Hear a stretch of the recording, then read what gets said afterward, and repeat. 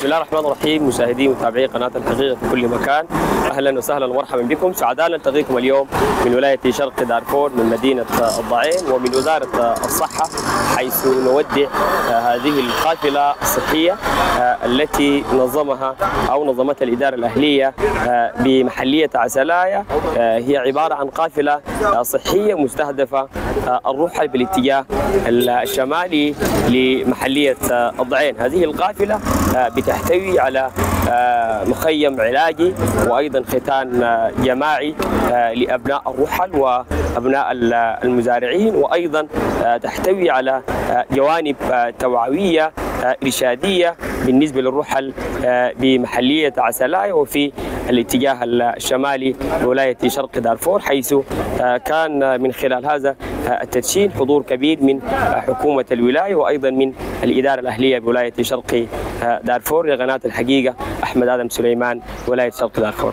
احنا ماشيين نوعي ناسنا لانه السنه اللي فاتت حصلت ظروف بين الراعي والمزارع وده بهدد نسيجنا الاجتماعي. احنا عايزين نمشي نقول لناسنا احنا في شرق دارفور كلنا حاجه واحده، والزول اللي بيزرع عنده دور وانت زول صاحب القطيعه الماشيه عندك دور، والناس يعيشوا حياه بامان واستقرار. لو ما وقفنا بيبقى ما في فايده يا اخواننا. عشان كده نحن من الزاويه دي وقفنا وحرصنا انه المشروع ده ينجح، لانه ده نموذج يا اخواننا. دي المبادرات اللي نحن محتاجين انه نقيف على، لانه بيساهم. بعدين دائما وابدا يا اخواننا في تفكير اخر مفترض يكون حاضر. قد يستغرب الناس ليه انه نحن مهتمين. يا اخواننا نهتم، لو ما عملنا كده لو حصلت اي ظروف او تداعيات اخرى الكلفه بتبقى عاليه، ما بنقدر نسدها ثاني. المبادرات من النوع دي بتقلل علينا نحن كناس في إدارة المجتمع، بتقلل علينا وبتخفف علينا التكلفة. فأبشروا بالخير ونحن والله معاكم قلبا وغالبا في أي حاجة متاحة، لأنه في النهاية الموارد الموجودة اللي هو للمجتمع. نحن في محلية عسلاية قمنا بمبادرة لأهلنا الرحل في الشمال، والمبادرة هي مبادرة توعوية تحوي أن هذا الرحل ولديهم حقوق وواجبات.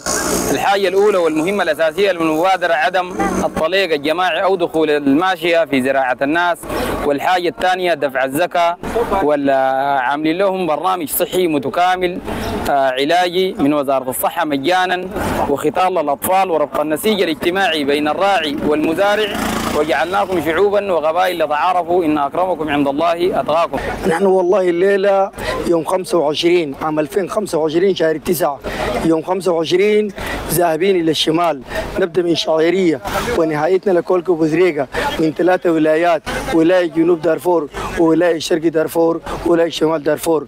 وهذه القافلة من كل أنياح 40 عمدة مقدمين من عسلاية، وهي الفكرة من نفر ونفرين وعامة الناس كلهم. وبتمنى المحليات التسعة يعملن بهذا العمل عشان كلنا تنهض لقدام من الطلقة الجماعية ومن الخلاف بتاع الحلال ومن السرقة ومن النهب. إن شاء الله نحاسب كل حاجة، وإن شاء الله تنهض. الأخ الفريق محمد حمدان نقله أرجو بالأمان.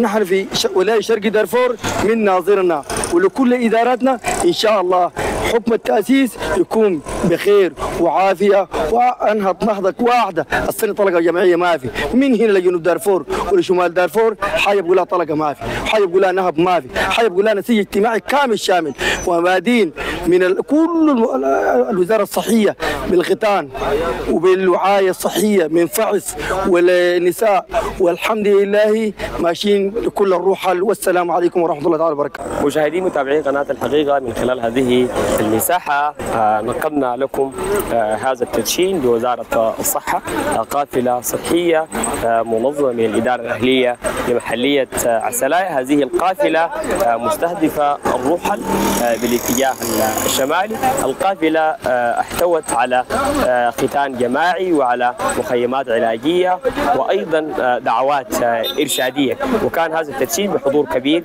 من الإدارة الأهلية ومن الإدارة التنفيذية ووزارة الصحة ولاية شرق دارفور لقناة الحقيقة أحمد آدم سليمان.